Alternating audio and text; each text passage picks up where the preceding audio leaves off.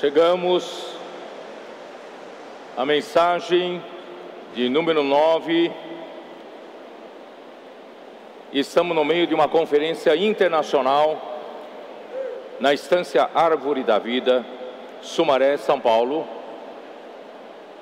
Sejam todos muito bem-vindos, queridos irmãos e irmãs em Cristo e também amigos que nos acompanham pela internet, pelo Instituto Vida para Todos. Tema geral: Cristo, o centro conector da obra de Deus. Mensagem 9: em Cristo tudo se mantém conectado e unido. Leitura da Bíblia, Colossenses capítulo 1, versículos de 13 até 17. Hoje de manhã nós tivemos a apresentação sobre o núcleo energético da obra do Senhor. E esse núcleo energético da obra do Senhor está cada vez mais descendo a faixa etária. Inicialmente eu pensei nos jovens mais maduros, mas hoje de manhã nós estamos vendo os nossos adolescentes, até pré-adolescentes, sendo usados pelo Senhor. Os testemunhos deles foram emocionantes. Irmãos e irmãs me escreveram, muitos choraram, todos ficamos impressionados pelo que o Espírito está fazendo nessa geração de adolescentes e pré-adolescentes. E imediatamente, irmão, já soube, várias igrejas já estão procurando casa para alugar, para novas casas de adolescentes. Irmãos, isso é maravilhoso. Quando Deus fala, quando nós percebemos que o Espírito está agindo em determinada direção, nós não devemos hesitar e nem devemos demorar para reagir. Vamos pôr em obras imediatamente. Se nós demorarmos, as dúvidas começam a entrar e nós acabamos nos acomodando em nossa zona de conforto. Mas graças a Deus, nós hoje estamos com um espírito diferente. As igrejas estão querendo também trazer o Senhor de volta. Todos nós temos esse encargo pela segunda vinda do Senhor. Todavia, para que isso seja possível, a igreja precisa ser edificada, mais pessoas precisam ser resgatadas das ruas, precisam ser cuidadas, e também mais continentes precisamos alcançar, e mais cidades entre nós mesmos precisam ter vida da igreja adequada. Então vamos trabalhar, temos muito o que fazer. Agora nós podemos contar não só com as mesmas forças do passado, nós podemos contar, além dos valentes de Davi, os irmãos jovens mais maduros, mas nós podemos contar com todos os jovens. Estamos podendo contar com adolescentes, pré-adolescentes, até as nossas crianças. Aleluia! O Senhor realmente está formando um exército formidável entre nós. É por isso, irmãos, as portas do Hades tentam nos atacar, tentam nos intimidar, mas nós declaramos que com o Senhor a nossa vitória é certa. Não estamos, nunca seremos intimidados pelas ameaças. Ó Senhor Jesus, de um lado ficamos firmes, vestindo toda a armadura de Deus, e por outro lado nós avançamos atacando, ganhando território com a espada do Espírito, que é a palavra de Deus, a palavra profética. Irmãos, eu, no meu entusiasmo, eu cometi um pequeno erro quando eu falei de Números capítulo 9. A palavra mandado do Senhor, estava tão entusiasmado, né? Eu falei que o mandado em original seria a voz do Senhor, mas não, na verdade é a boca do Senhor. É melhor ainda, né? Então, o povo de Israel fazia segundo o mandado do Senhor, ou seja, segundo a boca do Senhor. Então, quem é a boca do Senhor? Era Moisés. E segundo a mão do Senhor, por intermédio de Moisés. Por isso, irmão, nós damos graças a Deus que nós temos um Deus que fala conosco. Não temos um Deus mudo como os ídolos são mudos, mas o nosso Deus, Ele fala conosco, Ele usa seus profetas, e nós podemos ter a boca do Senhor para ouvirmos a voz do Senhor. Só queria fazer essa correção, né, para os irmãos poderem, né, falar de uma maneira correta daqui para frente. Nós temos, irmãos, o povo de Deus tem a boca do Senhor. Irmão, nós chegamos, propriamente dita, na continuação do livro de Colossenses. Cristo é quem conecta o homem com Deus, conecta o homem com a verdade. Ele é a única realidade que Deus tem para preencher a igreja até a plenitude de Deus. Por isso, irmãos, o Senhor nos revelou uma coisa tremenda, que do livro de Efésios, o Espírito nos levou a ver um rio da graça. O caminho para a árvore da vida para o homem foi fechado no jardim do Éden, mas Deus, Ele enviou seu Filho, veio aqui na terra para morrer por nós, para abrir um caminho de volta, para nós desfrutarmos da graça de Deus. Ele veio como a fonte de água viva. Ele disse para a mulher samaritana: quem beber desta água do poço de Jacó, tornará a ter sede, mas aquele que beber da água que eu lhe der, será uma fonte nele a jorrar para a vida eterna.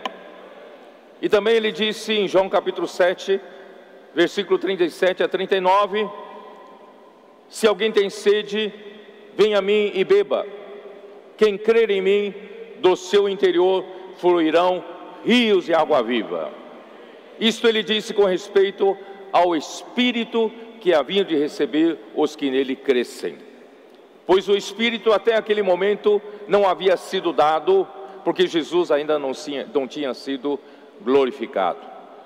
Mas louvado seja o Senhor, o nosso Senhor morreu numa cruz para realizar a redenção, para Deus poder perdoar os nossos pecados e nos resgatar de volta para bebermos dessa água da vida. E não só para saciar nossa sede, Deus deseja tornar cada um de nós uma fonte a jorrar pela vida eterna, e também Deus quer fazer de cada um de nós uma fonte onde estão os rios de água viva para jorrar para outras pessoas.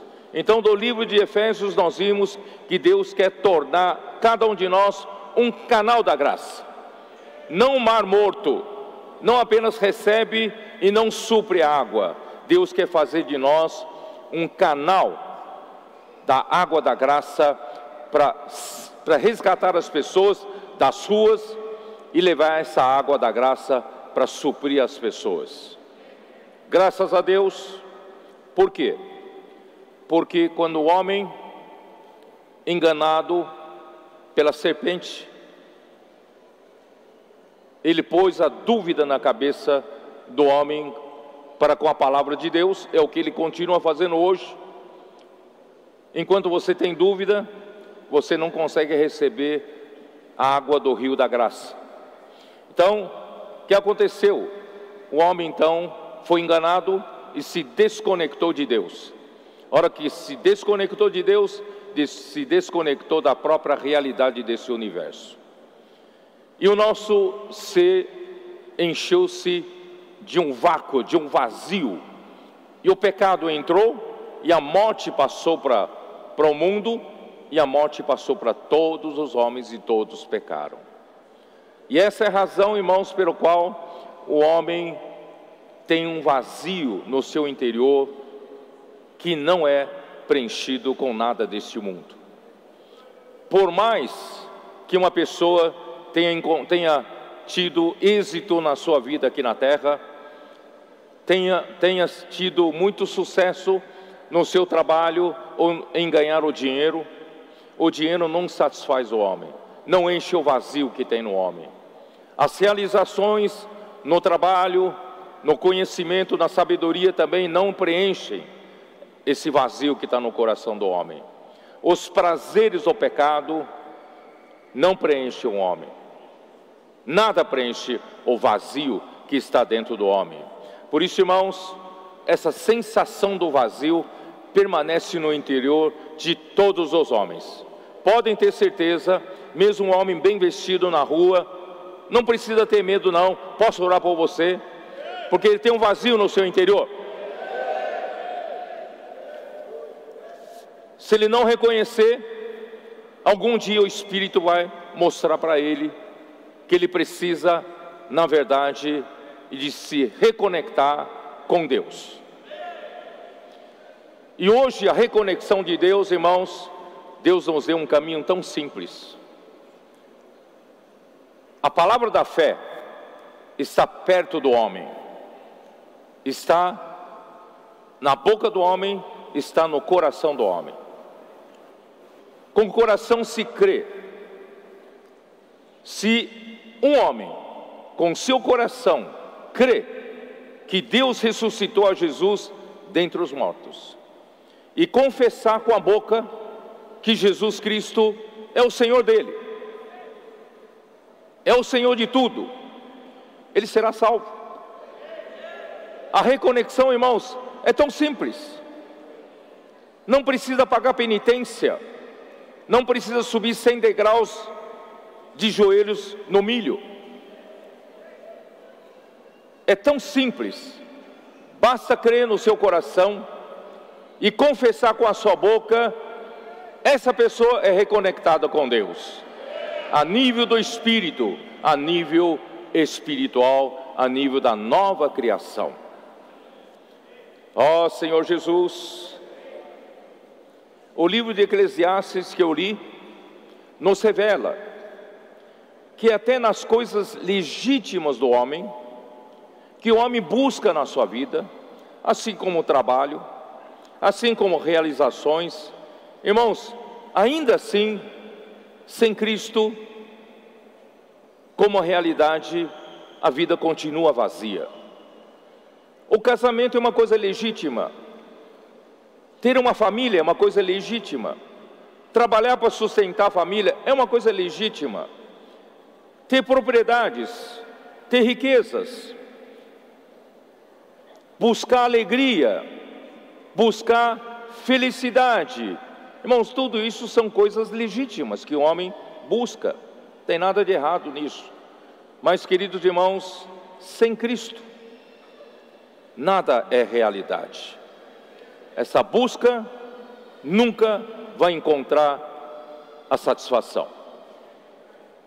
Poucos percebem que até nas coisas boas do homem, na ausência da verdade, irmãos, tudo ainda pertence na esfera da vaidade, sem a realidade de Cristo. Não sei se você está me entendendo o que eu quero dizer. Até nas coisas que você pensa que é, mas não é. A cultura humana, com a sua filosofia, irmãos, a cultura humana não é uma coisa ruim, é uma coisa boa, né? A filosofia humana também não é uma coisa ruim, uma coisa boa. A tradição dos homens, normalmente a gente recebe a tradição dos pais aos filhos, sempre das coisas boas, não é assim? Filho, né? Trabalhe com suas mãos, seja honesto. Filho, nunca minta. Sempre fale a verdade. Filho, obedece seus pais. Seus pais querem sempre bem para você. Filho, trabalhe com as suas próprias mãos, não roube. Não ganhe dinheiro fácil. Não é assim? São essas pequenas coisas. Nós vamos passando de tradição em tradição, de pai para o filho. Irmão, as tradições, a cultura, a filosofia, não são coisas ruins, não são coisas boas da nossa vida humana.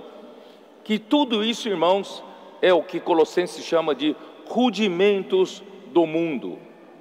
São coisas básicas, regras básicas da vida, irmãos, mas nenhuma dessas coisas é realidade, porque continuam sendo vaidades. Sem Cristo, irmãos, a sua boa índole, a sua bondade, seu amor, você já percebeu isso? Sem Cristo, até isso é vaidade.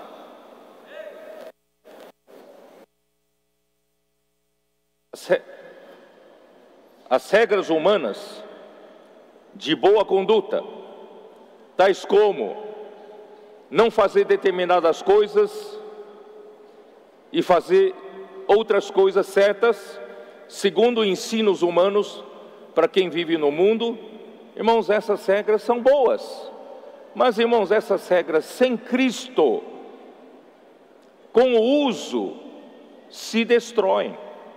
Isso está em Colossenses 2, abra sua Bíblia, Colossenses 2, só para você conhecer o que o livro de Colossenses fala, capítulo 2, versículo 20.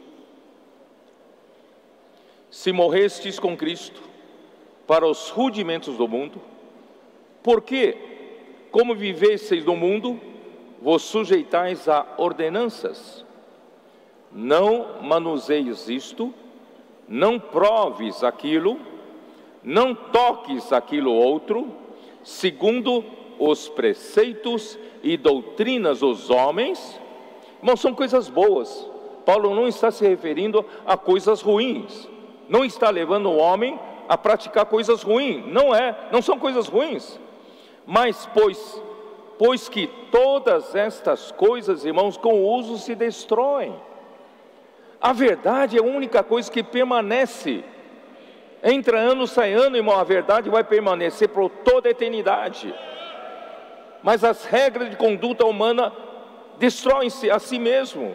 As boas filosofias, a cultura, as boas tradições humanas, um dia acaba, porque são vaidade.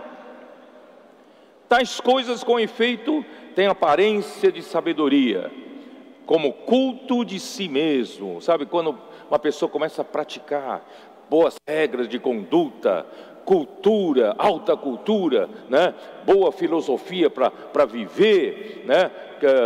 Aprendeu nos livros de autoajuda, como eu consigo ter um bom relacionamento com minha mulher, com meu marido, nós estamos tendo coisas maravilhosas. Irmãos, isso tudo, irmãos, muitas vezes é culto de si mesmo.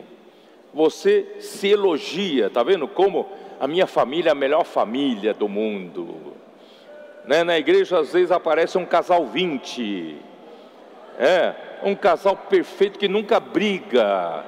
Irmão, não existe não, esse casal não tem não. Se teve, estava no jardim do Éden antes da queda.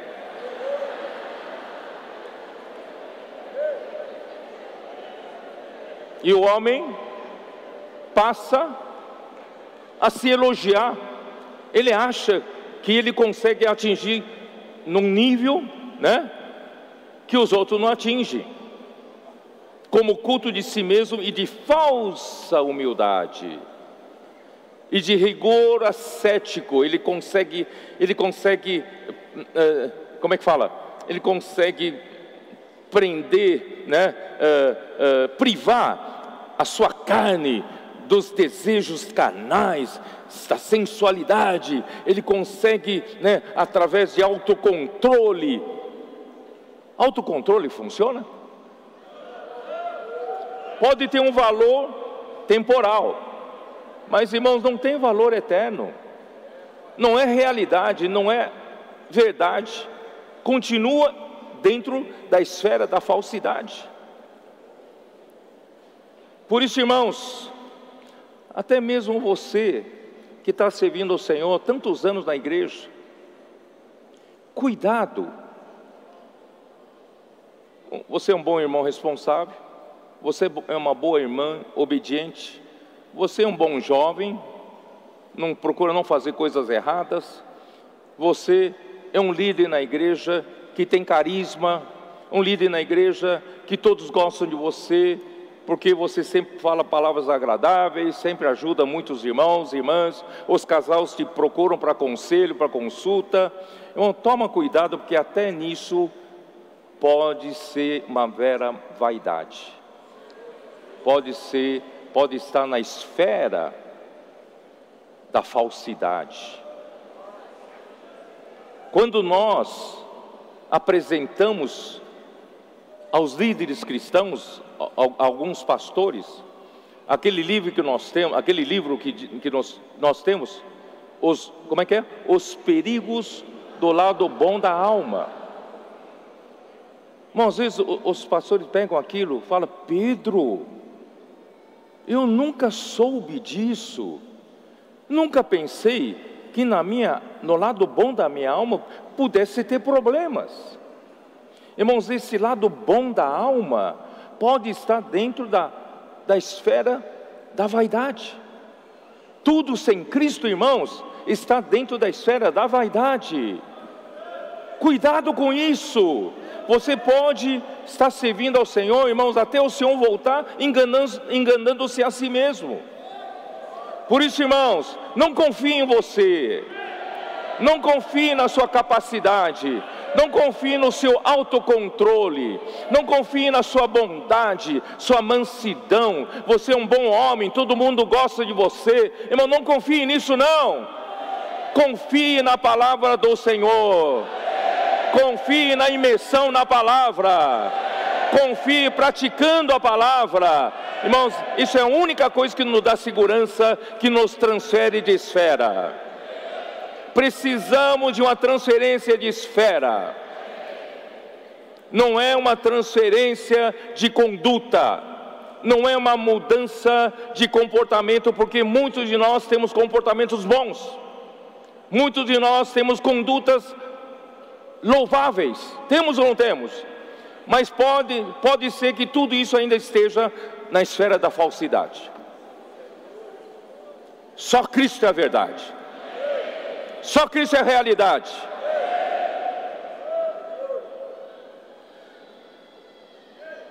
Por isso, irmãos, eu escrevi aqui no meu esboço, nessa mesma linha, estão a nossa humildade, mansidão, bondade.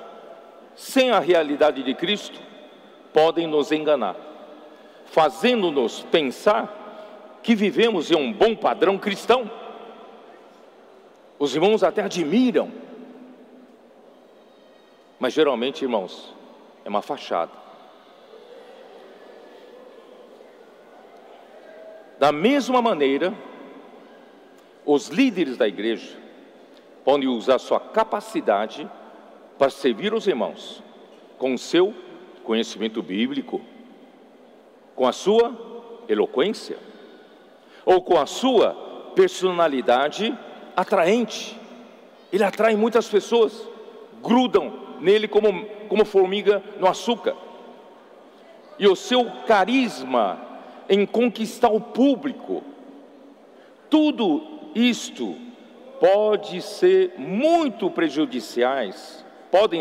Essas coisas podem ser muito prejudiciais, irmãos, na obra de Deus, se estiver na esfera da falsidade. Irmãos, a única solução, a única segurança, irmãos, da gente mergulhar na palavra da verdade, nos encher, permitir que Deus nos encha com a realidade divina. Ó Senhor Jesus.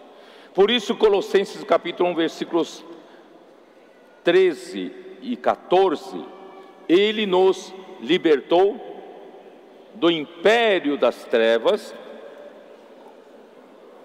e nos transportou para o reino do Filho do seu amor. Irmãos, essa palavra transportou é a chave. Se você daqui para frente procurar praticar o bem, mas ainda está no império das trevas, se você procurar mudar de conduta, você falar para a tua mulher, daqui para frente, nunca mais vou fazer aquelas coisas que te desagradam. E a esposa fala para o marido, eu também prometo ser uma boa mulher em casa. Ainda na esfera do império das trevas, irmãos, não vai funcionar. Não vai funcionar. Não acredite nisso. Mas, irmãos, precisamos ser transportados. Ele nos transportou. Cristo é esse caminhão de mudança. Cristo é esse transportador. Cristo é quem nos transfere de reino. Cristo é o centro conector da obra de Deus. Vamos chamar Cristo para fazer a mudança? Diz que mudança, liga. Ó Senhor Jesus, me socorre. Senhor Jesus, eu confiei demais na minha bondade, eu confiei demais na minha mansidão, confiei demais no meu autocontrole, eu mantive uma fachada linda de um bom cristão, um bom casal, boa família para os outros, mas eu não estou aguentando mais. Senhor, socorre, manda o caminhão de mudança. O Senhor imediatamente vai estacionar um caminhão na sua frente. Esse caminhão é a palavra da verdade. É um veículo que vai te transportar. Vamos fazer a mudança de reino. E para nós termos qualificação para fazer mudança, precisou haver a redenção de Cristo. Por isso diz, no qual temos a redenção, a remissão dos pecados. Se não tivesse acontecido antes a remissão dos pecados pela redenção, isso é, se Cristo não tivesse morrido por você, e você ter crido em Cristo e na obra redentora dele, irmão, você não teria qualificação para chamar o caminhão de mudança. Mas hoje você tem qualificação. Vai falar, Senhor Jesus, eu fui redimido pelo teu sangue precioso. Eu criei na obra redentora. Eu creio que Deus te ressuscitou dentre os mortos. Eu confesso com a minha boca que daqui para frente Cristo é o meu Senhor. Eu não sou mais dono de mim mesmo. Tu és a minha cabeça. É o Senhor quem me governa daqui para frente. Não quero mais me enganar com a minha falsa humildade e o culto de mim mesmo, me autoelogiando, achando que sou muito bem. Não quero me enganar mais. Eu quero ser transportado.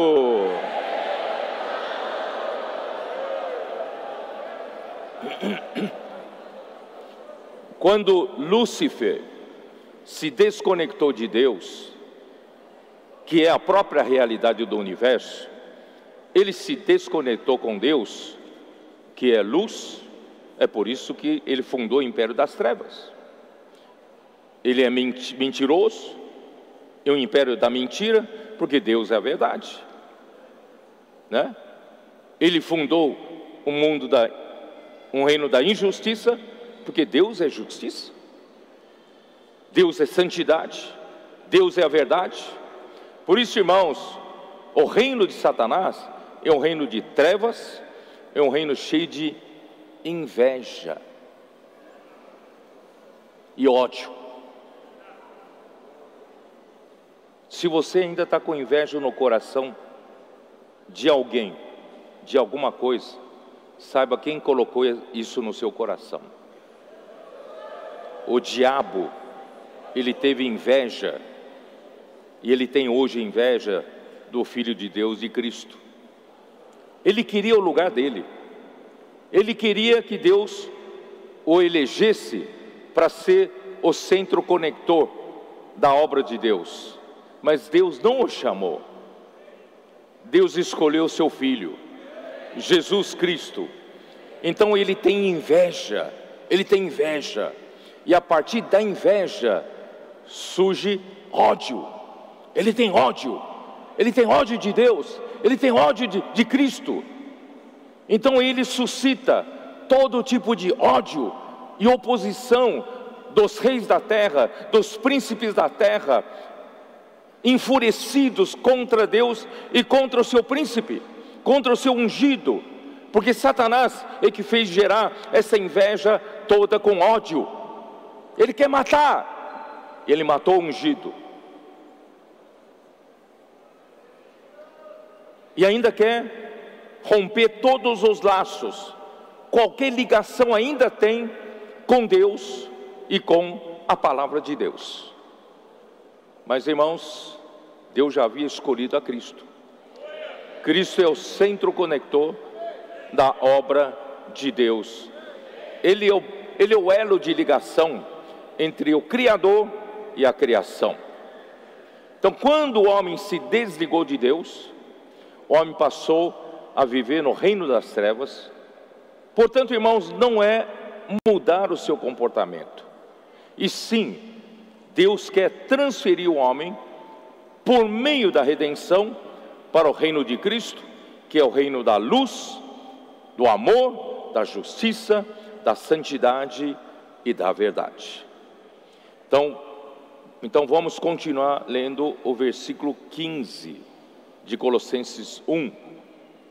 Ele é a imagem do Deus invisível.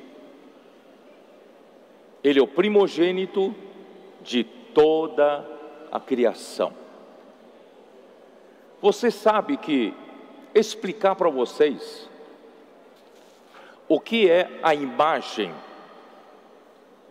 Cristo é a imagem do Deus invisível, irmãos, não é muito fácil explicar, mas eu vou tentar explicar da seguinte forma: Cristo é a imagem, essa palavra imagem em grego é eikon, imagem, eikon, e essa palavra imagem, eikon, não se refere apenas na forma ou configuração externa ou física, e nem se refere à semelhança, porque lembra que o homem foi criado à imagem de Deus e à semelhança de Deus.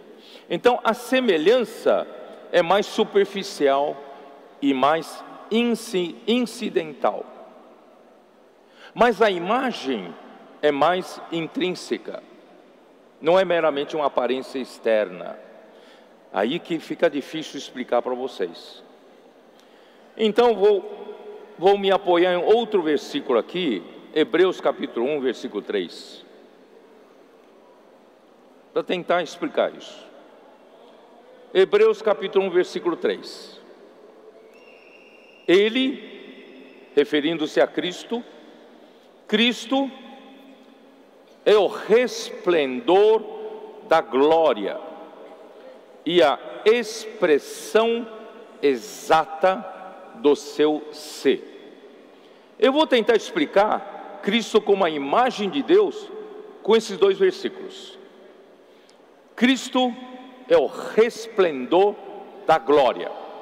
Talvez seja um pouquinho mais fácil de explicar para vocês. O que é o resplendor da glória? Quem sabe isso?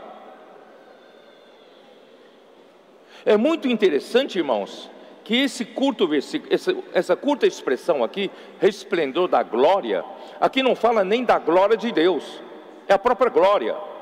Resplendor da glória. Então essa palavra glória refere-se a quem? Só pode ser Deus. Aqui está uma prova que eu falei tanto tempo, que a glória é o próprio Deus. É ou não é? A glória é Deus, e Cristo é o resplendor Tá? Glória. Isso dá para entender melhor. Por quê? Porque nós temos uma ilustração conosco. O sol. O sol, por exemplo, é uma fonte luminosa e ele tem resplendor, não tem? O sol não tem resplendor? Os raios de luz, né? Então dá para entender melhor. Deus é como se fosse o sol e os raios de luz. Os raios de luz que são emitidos a partir da fonte luminosa são chamados de resplendor. Estou certo ou não? Então é Deus como se fosse uma fonte luminosa e Cristo são os raios, o resplendor que sai dessa fonte luminosa. Tá? Dá para entender um pouquinho melhor. E depois ele fala, ele é a expressão exata do seu ser. Do seu ser aqui é o ser de Cristo. E ser aqui, essa palavra ser em grego é hipóstase. Hipóstase é o próprio ser de Deus, e alguns traduzem para a própria substância de Deus. É a substância de Deus. E quem é Cristo? Cristo é a expressão exata da substância de Deus. Mas essa palavra expressão exata, você tem que voltar para o original grego para entender. Essa palavra expressão exata é a palavra caractere. Caractere. E caractere, o que é? Caractere, irmãos, é uma estampa, uma imagem impressa ou uma imagem gravada. Se Cristo é a substância, se Deus é a substância, Cristo é aquele que grava substância em você. Ele grava a substância de Deus, ele estampa em você, como um selo. Onde nós vamos entender isso? Ó Senhor Jesus. Primeiro, vou colocar aqui. Vamos falar do sol primeiro. O sol chega ao homem pelos raios de luz que dela é emitida. O sol, ninguém é capaz de se aproximar, não é isso? E como nós desfrutamos do sol, da luz do sol, do calor do sol, da energia do sol? Nós desfrutamos do resplendor do sol. Ao sol, nós nos aproximamos, mas nós desfrutamos do sol pelo resplendor do sol. Ninguém jamais viu a Deus, nem é capaz de ver. Mas irmãos, o Filho unigênito que está no seio do Pai, quem o revelou. Deu para entender um pouco melhor que é a questão da imagem de Deus? Então, para entender um pouquinho melhor, irmãos, 2 Coríntios capítulo 4.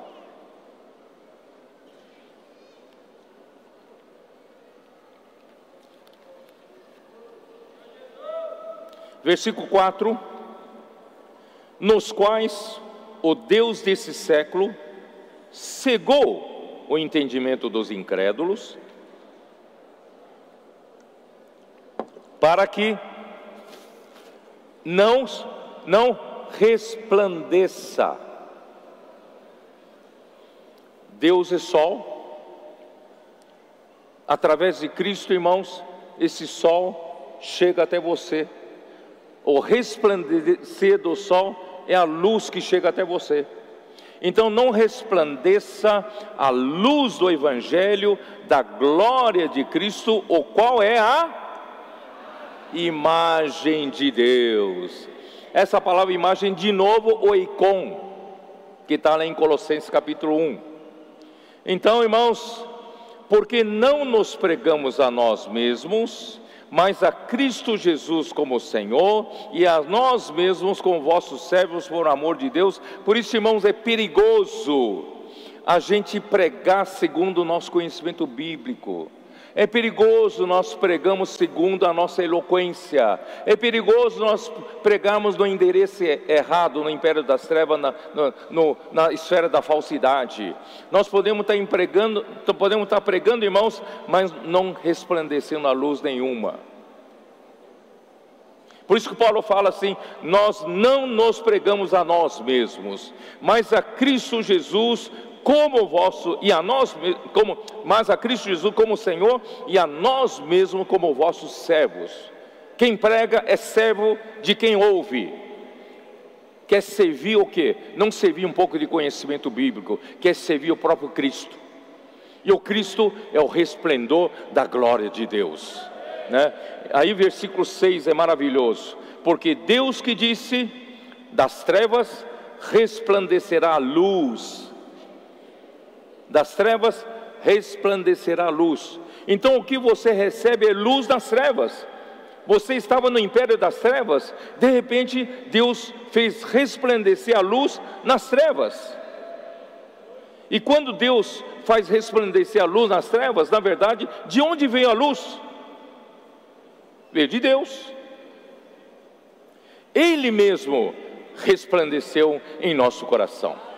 Então, quando Cristo um dia resplandeceu nas suas trevas como luz, na verdade quem resplandeceu em você, irmão, é o próprio Deus. Vocês viram essa relação de Deus e Cristo? Deus e Cristo? Cristo é a imagem de Deus, e quando você recebe a imagem de Deus, você recebe o próprio Deus. Quando você recebe a luz que resplandece, que vem de Deus, Deus próprio entra em você, resplandece em você. Que coisa maravilhosa! Ele mesmo resplandeceu em nosso coração para iluminação do conhecimento de Deus, da glória de Deus. A glória está lá, mas é capaz de resplandecer no seu coração, na face de Cristo. Você pode olhar para a face de Cristo, ali está a glória de Deus. Por isso, irmão, nós contemplamos, né? Por isso que se nós tivermos o véu, né? Está no capítulo 3, né? Versículo 18. Se a gente com o rosto desvendado, contemplamos como por espelho a glória do Senhor que está na face de Cristo, nós somos transformados de glória em glória. Não é maravilhoso, irmãos? Ó Senhor Jesus. E voltando para Colossenses, para 2 Coríntios 3, dá uma olhada. Começamos porventura outra vez a recomendar-nos a nós mesmos, ou temos necessidade, como alguns, de carta de recomendação para vós outros, ou de nós? Vós sois a nossa carta, escrita em nosso coração, conhecida e lida por todos os homens, estando já manifestos como carta de Cristo, produzida pelo nosso ministério, escrita ou inscrita ou gravada, não com tinta, mas pelo Espírito do Deus vivo, não em tábuas de pedra, mas em tábuas de carne, isto é, nos corações. O que quer dizer aqui, irmãos? Aqui se refere Cristo e a expressão exata do seu ser. Cristo é a estampa, o que grava em você a substância de Deus. Quando você ouve a palavra profética, quando um profeta que realmente fala da parte de Deus, e quando Deus, pelo Espírito de Deus, a palavra sai até você, essa palavra está levando Cristo como conector, ele está chegando no seu coração, ele está estampando o seu coração, ele está gravando o seu coração, ele está esculpindo o seu coração. Irmãos, nosso coração é gravado uma carta de Cristo. com a substância de Deus. E essa substância não é uma tinta que se pode apagar, é uma tinta, pelo Espírito de Deus, é uma coisa gravada que nunca mais se apaga. Faz parte da história do amor de Deus. Se a palavra profética realmente for uma palavra verdadeira de Deus, essa palavra de quem recebe pela fé, com simplicidade, e pratica a palavra, pode ter certeza, Deus escreveu uma carta que gravou substância dele no seu coração, e nunca mais sairá, nunca mais será apagada. Quem acredita nisso? Por isso, irmãos, Cristo é a imagem do Deus invisível. Deus quer usar Cristo como conector, como elo de ligação. Deus quer gravar Deus mesmo em você por meio de Cristo. Deus quer resplandecer Ele mesmo como luz para iluminar você que ainda está nas trevas. Ele quer gravar em você toda a substância de Deus, não em tábuas de pedra, mas em tábuas de carne no seu coração. Ele está escrevendo uma carta, escrevendo uma história de amor, irmãos, graças ao Senhor, que ninguém pode apagar. Em outras palavras, é a palavra profética que produz tudo isso. Acredite se quiser.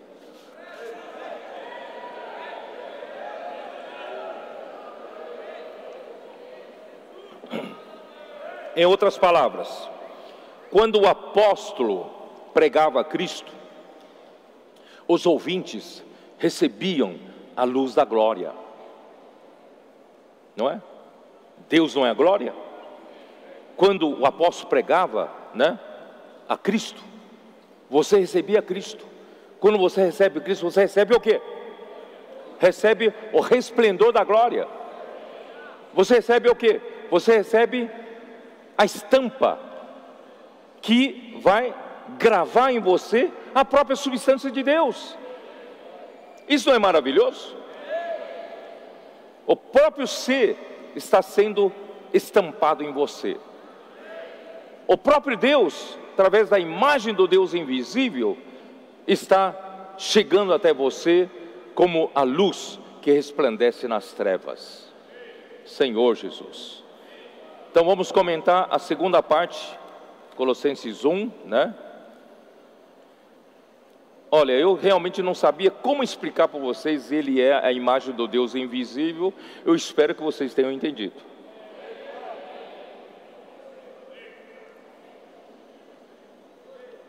Ele é a imagem do Deus invisível, e a segunda parte é igualmente enigmática.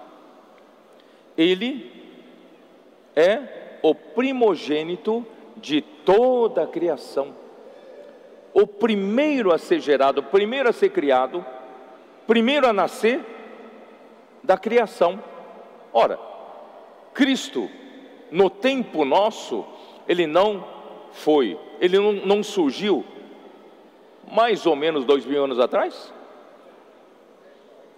Como ele pode ser o primogênito de toda a criação? Eu já falei sobre isso, vou falar outra vez. Irmãos, Deus, Cristo como Deus, Ele é o Criador. João fez questão de mostrar, porque alguns na sua época, algumas heresias surgiram. Uns diziam que Cristo não era verdadeiramente homem, e outros diziam que Cristo era homem e não era Deus. Então por isso que João no seu evangelho começa a dizer: no princípio era a palavra estava com Deus, e a palavra era Deus. Categoricamente ele afirma que Cristo é Deus. Estou certo ou não? Cristo é Deus, e ele estava no princípio com Deus. Antes de Deus criar todas as coisas, Cristo estava no princípio com Deus. Ele habita, Deus habita onde? Nós vimos uma vez, né, em Isaías 57, vocês se lembram? Isaías 57, onde é que habita Deus? Versículo 15: porque assim diz o alto, o sublime, que habita a eternidade. Irmãos, nosso Deus, Ele é a própria eternidade, Ele habita a eternidade. Nele, irmãos, os anos não passam. Portanto, quando o tempo não funciona, Ele é o único imutável. Quando o tempo passa, tic-tac, tic-tac, tic-tac. Quem está sujeito ao tempo? Eu estou. As rugas começam a aparecer, não é? Os cabelos ficam brancos, fica um pouquinho calvo e alguns carecas já, né? Irmãos, o tempo é implacável, implacável. Não volta mais. Tic-tac, tic-tac. Esse tic-tac que eu acabei de falar não volta mais. Mas Deus, Ele habita a eternidade.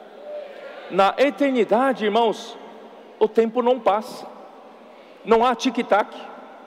O tempo na eternidade, vocês vão perceber um dia, ainda tem um tempo, mas não é mais o tempo da nossa noção aqui. Existe um tempo na eternidade. Vocês viram registrado em Apocalipse, houve silêncio no céu por cerca de meia hora. Mas não é a sua meia hora. Meia hora na eternidade. Não me pergunte o que é, porque eu nunca fui para lá. Só pelo Espírito eu desfruto um pouco da eternidade. Tiago 1:17. Ó Senhor Jesus. Tiago 1:17. Toda boa dádiva e todo dom perfeito são lá do alto. Se você quer verdadeiramente ter um presente de Deus, ter um dom perfeito, um presente perfeito, irmãos, só pode vir lá da eternidade, só pode vir lá do alto. Todo presente aqui, irmão, é perecível, ainda é presente de greco, mas o verdadeiro presente vem lá de cima. Por isso, bendito Deus e Pai de nosso Senhor Jesus Cristo, que nos tem abençoado com toda sorte de bênção espiritual que vem lá do alto. Vem de onde? Descendo do Pai das luzes, em quem não pode existir variação ou sombra de mudança. Pois segundo o seu querer, Ele nos gerou pela palavra da verdade, para que fôssemos como que primícias das suas criaturas. Irmãos, Deus é o Pai das luzes, Ele é a própria fonte da luz, e Deus é luz. João fala, né, em sua primeira epístola, Deus é luz, não há nele treva nenhuma. Não sei como Deus deu essa habilidade para Einstein descobrir uma teoria da relatividade, escreveu a teoria, publicou uma teoria da relatividade, que ninguém sabia de onde ele tirou isso. Irmão, na teoria da relatividade, que acabou com toda a física, né? Até então conhecida pelo que o Newton explicava. Irmãos, agora o tempo e o espaço, né? O tempo e o espaço estão em função da velocidade da luz. Sabia ou não? Se você fosse capaz de viajar numa velocidade, numa espaçonave, uma velocidade perto da velocidade da luz, que é impossível quase, né? 80% da velocidade da luz. Se você fizer uma viagem de 100 anos, e se você tiver, vamos supor, 20 anos, fizesse uma viagem de 20 anos do tempo aqui da Terra, se você tiver um irmão gêmeo aqui na Terra, você vai voltar, seu irmão gêmeo vai estar 20 anos mais velho, mas você vai ter passado como se fosse no máximo meio ano, um ano mais velho só, porque quanto mais perto da velocidade da luz, mais o tempo passa mais devagar. As mulheres descobriram o segredo de rejuvenescimento, né?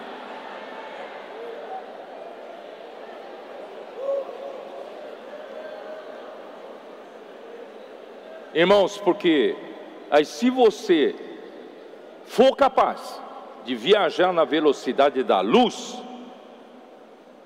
que é impossível, nenhuma matéria consegue viajar à velocidade da luz. Por isso, irmãos, a luz não é matéria, a luz é uma frequência. Então, se você quer viajar, você quer um dia habitar na eternidade, que nós vamos estar lá, não dá para levar essa matéria. Por isso que Deus deseja glorificar o nosso corpo. Nós vamos ter mais matéria, nós vamos ter um corpo da glória. Aí sim, irmãos, esse corpo da glória, que não é matéria, pode estar na eternidade. Deu para entender, não? Hein, Ami? Faltou nessa aula também, né? Por isso, irmãos, na eternidade futura não vamos envelhecer mais, e podemos ir para onde quiser à velocidade da luz.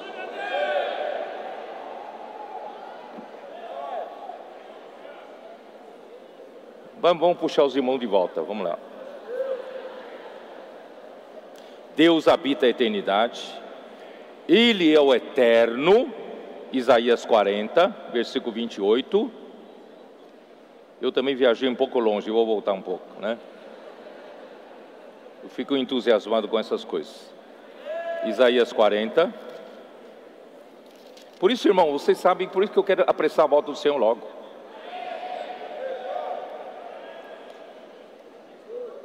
A gente vai entrar nessa realidade mais cedo. Versículo 18, Isaías 40, versículo 28. Não sabes, não ouviste, que o eterno Deus, o Senhor, o Criador dos fins da terra, nem se cansa, nem se fatiga, não se pode esquadrinhar o seu entendimento, porque Ele é a própria eternidade. Ele não se cansa, sabia? Não se cansa, é imutável, não muda nunca. Senhor Jesus, eternamente jovem. Senhor Jesus. Todavia, para salvar o homem, a palavra que estava na eternidade, irmãos, veio se sujeitar ao tempo. E a palavra se fez carne, João capítulo 1, versículo 14. E o verbo se fez carne e habitou entre nós, sujeito ao tempo e espaço como nós, mas cheio de graça e de verdade. Não é maravilhoso? Ele trouxe a graça para nós e trouxe a realidade de Deus para nós, nós que fomos desconectados da realidade. Ó Senhor Jesus. Então o próprio Deus eterno se sujeitou ao tempo na pessoa de Jesus, e depois de realizar a eterna redenção, Hebreus 9, 12, vamos lá, Hebreus 9, 12. Senhor Jesus. Hebreus 9, 12.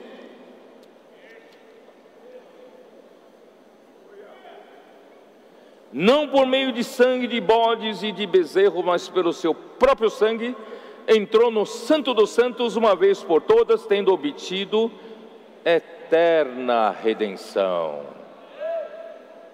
Eterna.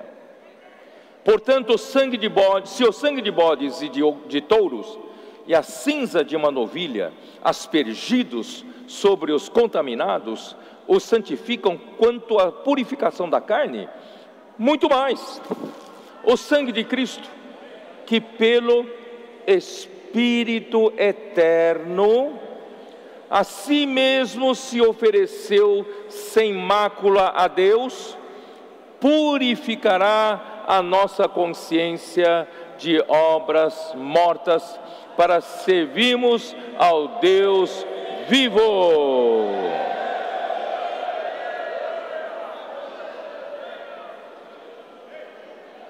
Quando Cristo, não sei se vocês estão me entendendo onde eu quero ir. Cristo, que estava na eternidade, estava com Deus. Cristo era Deus, Cristo estava com Deus. E um dia, irmãos, por nossa causa, a eternidade se sujeitou ao tempo e habitou entre nós, irmãos, como um homem. E como um homem que estava sujeito ao tempo, irmãos, o seu corpo também estava sujeito ao tempo. Quando ele saiu para ministrar, irmãos, ele não tinha beleza nenhuma. Isaías fala, ele tinha 30 anos, mas parecia que ele tinha mais de 50 anos. A sua figura é como se fosse de uma raiz de uma terra seca. Ele também estava sujeito ao tempo. Mas, irmãos, quando ele morreu, Deus o ressuscitou dentre os mortos.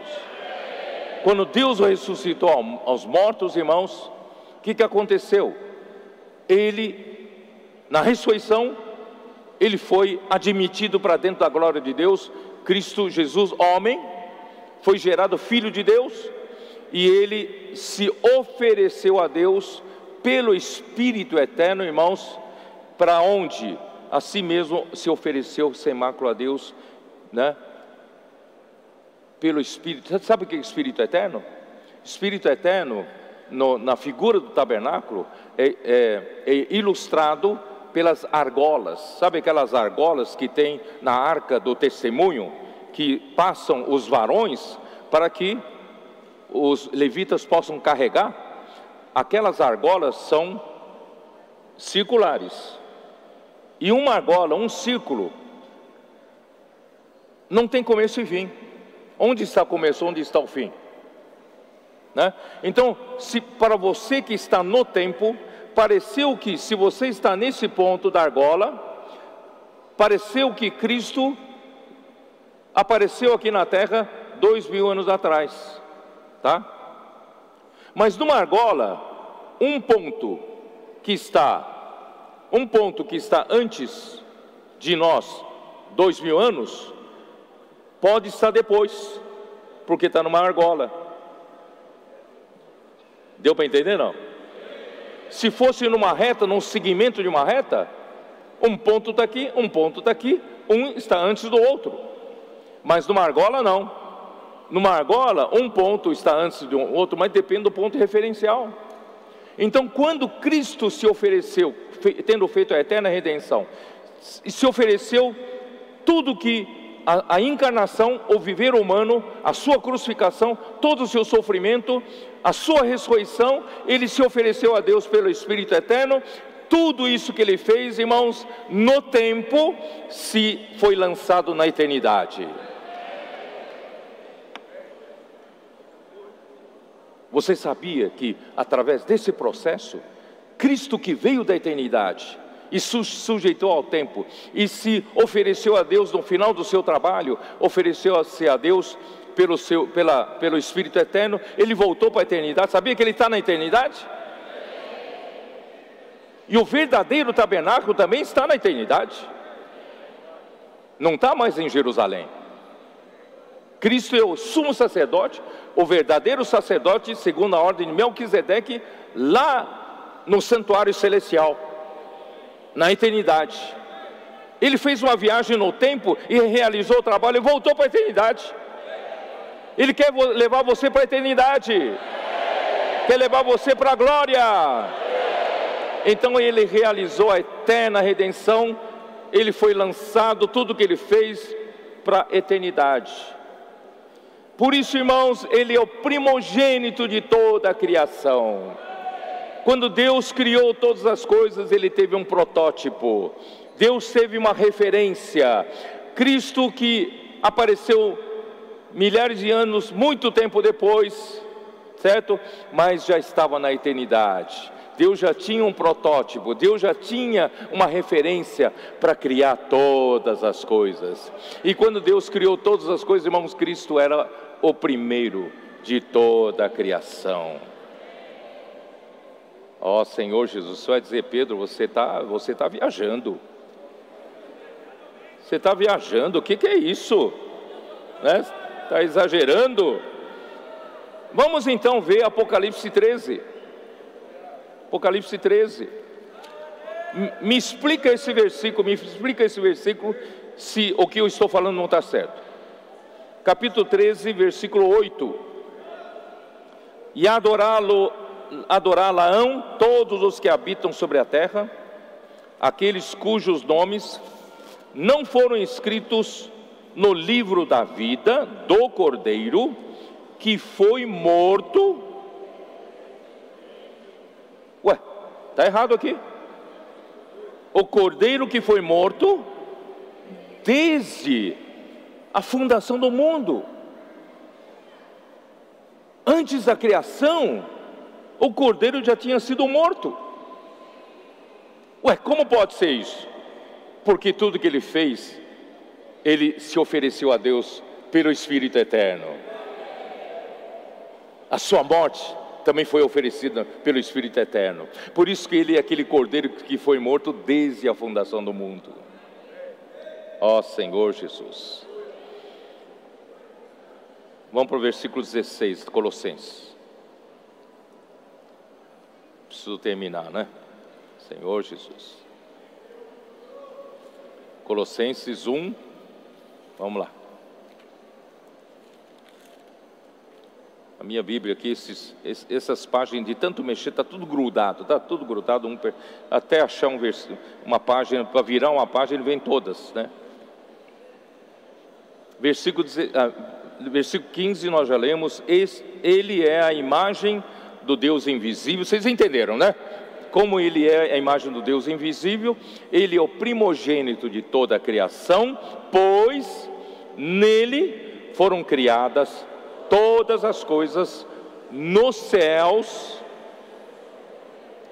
sobre a terra, as visíveis e as invisíveis, sejam tronos, sejam soberanias, quer principados, quer potestades, tudo foi criado por meio dele e para ele.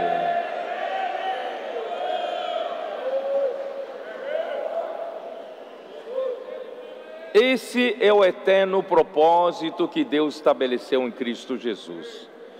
Esse é o motivo pelo qual Deus criou todas as coisas.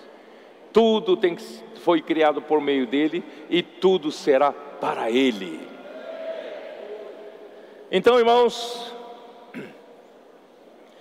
eu vou ler numa versão, não sei se vocês conhecem essa versão da Bíblia. Aliás, foi o Remilton que me apresentou, né, Remilton? Capítulo 1, versículo 16. A Bíblia judaica completa. Eu vou ler. Porque em conexão com ele. Gostei dessa palavra conexão aqui.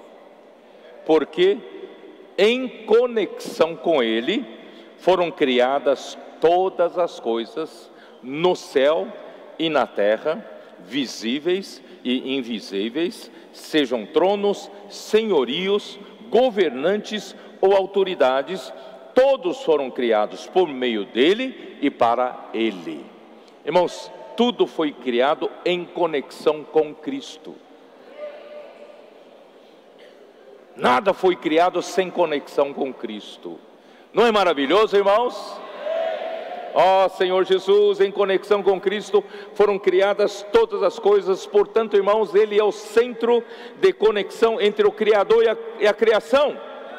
Ele também é o centro da criação, entre criação e criação, entre toda a criação. Deus quer tecer esse tecido. Então, Deus precisa de um conector entre Deus e a criação. Mas não é só no sentido vertical.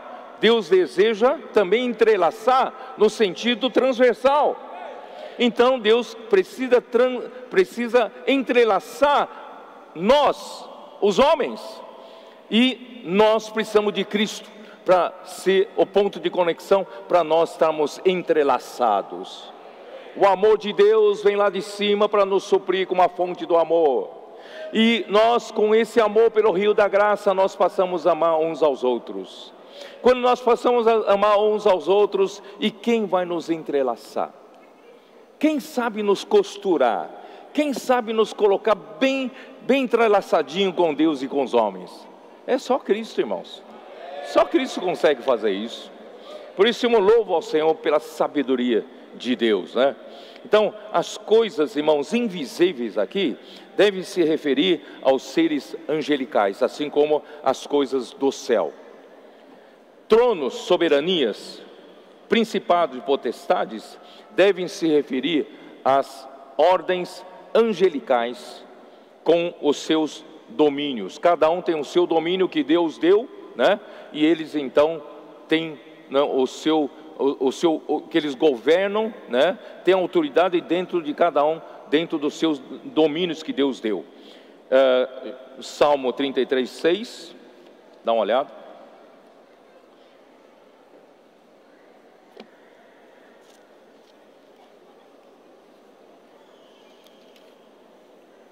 Os céus por sua palavra se fizeram, e pelo sopro de sua boca o exército deles. Então, irmãos, os céus possuem o exército dos céus, certo? Deus então produziu um exército, miríades e miríades de anjos. São todos seres angelicais. Irmãos, até os seres angelicais foram criados em conexão com Cristo. Deu para entender? Por isso, irmãos, João capítulo 1, versículo 3, todas as coisas foram feitas por intermédio de Cristo, e sem Cristo, nada do que foi feito se fez. Tudo foi feito por intermédio de Cristo. Nada existiria se não fosse por meio de Cristo. Mas Hebreus capítulo 1, versículo 2, dá uma olhada, Hebreus capítulo 1, versículo 2, nesses últimos dias, vamos lá, vai, Hebreus 1, Senhor Jesus. Nesses últimos dias nos falou pelo Filho, a quem constituiu herdeiro de todas as coisas, pelo qual também fez o universo. Deus, irmãos, hoje trabalha por meio de Cristo. Cristo é a conexão entre o Criador com a criatura, e Cristo também é o falar de Deus, é a palavra de Deus, né? Que Deus está falando por meio dele, e Deus o constituiu herdeiro de todas as coisas, e por meio dele foi feito o universo. Por isso, irmãos, que Lúcifer se encheu de inveja, se encheu de ódio contra o ungido de Deus, porque Deus escolheu a Cristo como herdeiro de todas as coisas. Romanos capítulo 11, versículo 36.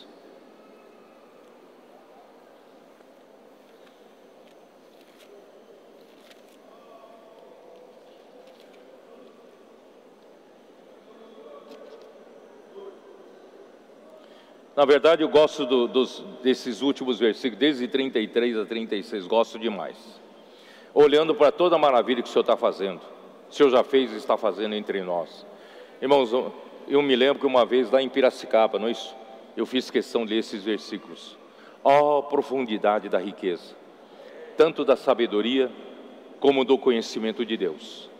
Quão insondáveis são os seus juízos, e quão inescrutáveis os seus caminhos. Quem pode sondar o Senhor?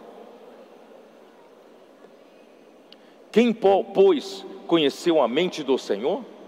Ou quem foi o seu conselheiro? Ou quem primeiro deu a ele, para que lhe venha a ser restituído? Quem prestou né, para ele. Alguém emprestou alguma coisa para ele? Alguém foi fornecedor dele? Não, porque dele, ninguém é fornecedor dele, porque tudo é dele, tudo procede dele. Ele é o fornecedor de tudo, ele é o doador de tudo, porque dele e por meio dele e para ele são todas as coisas. A ele, pois, a glória eternamente. Amém.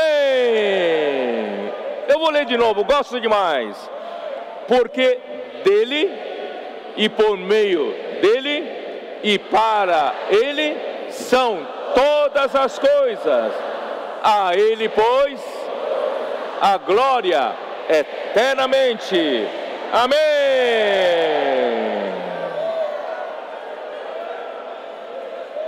Irmãos, Cristo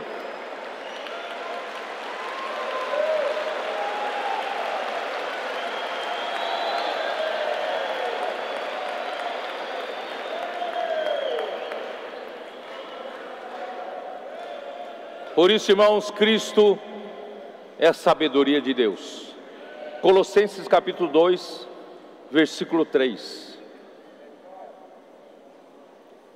Porque o Paulo, ele recebeu a revelação do mistério de Cristo, mistério de Deus, que é Cristo, em quem todos os tesouros da sabedoria e do conhecimento estão ocultos. Você quer buscar sabedoria? Não vai na filosofia grega. Você quer buscar conhecimento? Não é na teologia, é em Cristo. Em Cristo estão ocultos. Ocultos o quê? Todos os tesouros da sabedoria e do conhecimento. 1 Coríntios capítulo 1, versículo 24.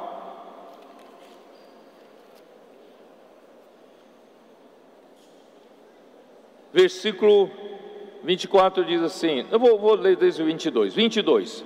Porque tanto os judeus pedem sinais, como os gregos buscam sabedoria, mas nós pregamos a Cristo crucificado, escândalo para os judeus, loucura para os gentios. Irmãos, realmente o que está acontecendo entre nós, irmãos, eu não consigo explicar para os outros.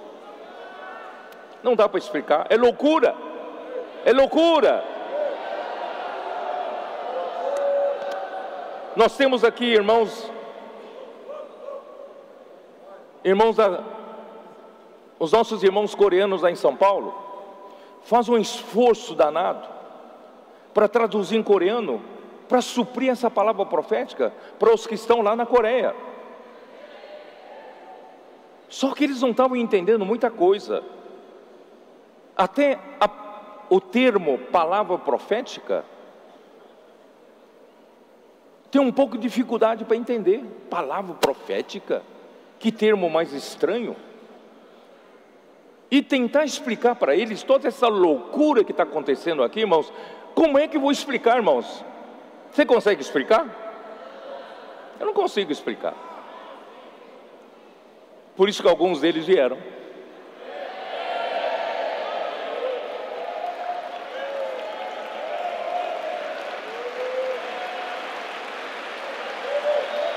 Essa loucura não dá para explicar. Essa loucura não dá para explicar. É só vendo mesmo, irmão, só presenciando. Eu vou dizer, infelizmente, irmãos, nós temos muitos irmãos acompanhando pela internet, maravilhosos, estão recebendo essa palavra profética nas suas casas, não puderam vir, infelizmente. Mas ainda vou dizer, irmãos, infelizmente, vocês não conseguiram pegar tudo. Só mesmo quem está aqui. O ambiente aqui, irmãos, é inexplicável.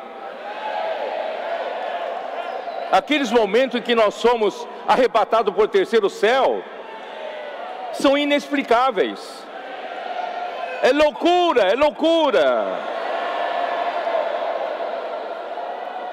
Então nós pregamos a Cristo crucificado, escândalo para os judeus e loucura para os gentios, mas para os que foram chamados, tanto judeus como gregos pregamos a Cristo, poder de Deus e sabedoria de Deus.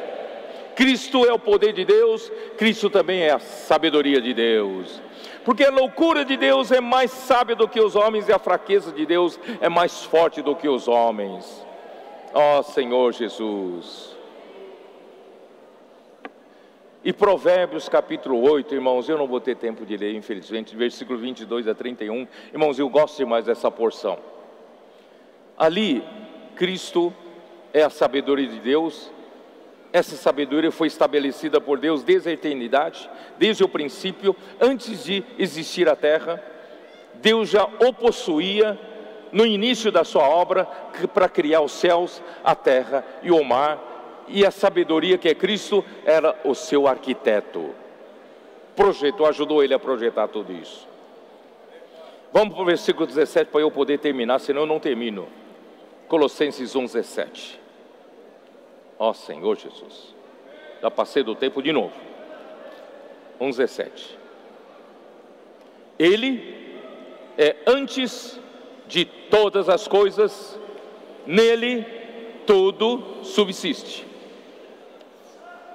Ele é antes de todas as coisas. De um lado, significa logicamente que a sua existência era antes de todas as coisas. Quer dizer, a sua existência já era desde a eternidade passada. Mas não quer dizer só isso não. Por outro lado, ele é antes de todas as coisas. Por que antes? Porque para haver todas as coisas precisava haver ele. Não sei se vocês entenderam. Para Deus então criar todas as coisas, Deus precisava de um ponto de referência para criar todas as coisas, e esse ponto de referência é Cristo. Vocês já perceberam? Quem aqui, né? Eu como engenheiro já tive que estudar muito geometria analítica, né, tal. Irmãos, para traçar um círculo, uma circunferência, eu preciso saber onde colocar a ponta do compasso. Eu preciso saber onde está o centro da circunferência. Cristo é antes de todas as coisas. Deus vai falar, onde eu coloco a ponta do meu compasso para criar todas as coisas? É onde Cristo está. Cristo é antes de todas as coisas. Ele é o ponto de referência, Ele é o início, Ele é o primogênito de toda a criação. Ó Senhor Jesus. Espero que vocês tenham entendido. Ele é antes de todas as coisas, nele tudo subsiste. Essa palavra, irmão, já falei muitas vezes no passado. A palavra grega para subsiste aqui é sunistal. E sunistal, se você procurar no Strong significado em grego, é juntar, unir em um ponto, ou unir as partes em um todo. Então é um ponto central, é um ponto de conexão que conecta todas as coisas em um todo. Você vai perceber um dia, você vai entender um dia quando chegar lá. Quando você sair desse mundo material, você vai perceber que todo o universo, do lado positivo, foram criados como um todo. Um todo. E nós somos intercomunicados. Eu não sei como te explicar. Só mesmo aquele dia. Por isso, irmãos, você não vai sentir falta. Alguns perguntam assim, será que vou reconhecer a minha esposa? Será que eu vou reconhecer o meu marido? E os meus filhos? E o meu melhor amigo? Você vai reconhecer sim, porque o Senhor não vai tirar a nossa característica, a nossa personalidade. Vai reconhecer. Mas você não precisará ter uma ligação forte e especial com eles. Você não sentirá falta mais de uma ligação forte com sua mulher, com seu marido, com seu melhor amigo, porque você estará fortemente ligado com todos.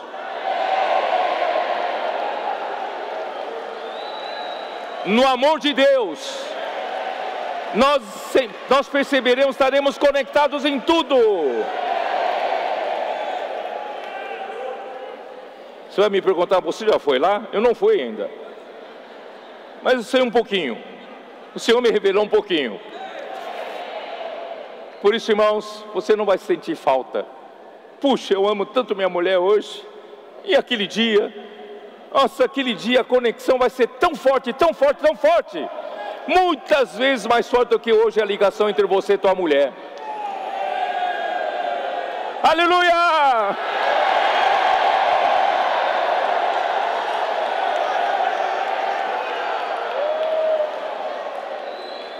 Nós vamos cair numa rede de amor.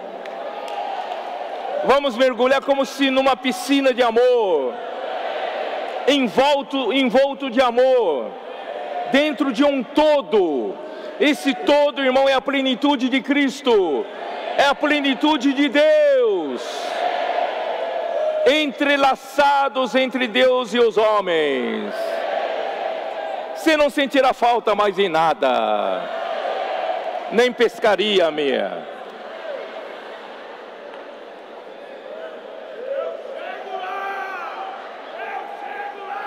Eu acho que eu vou terminar aqui. Maravilhoso, amém.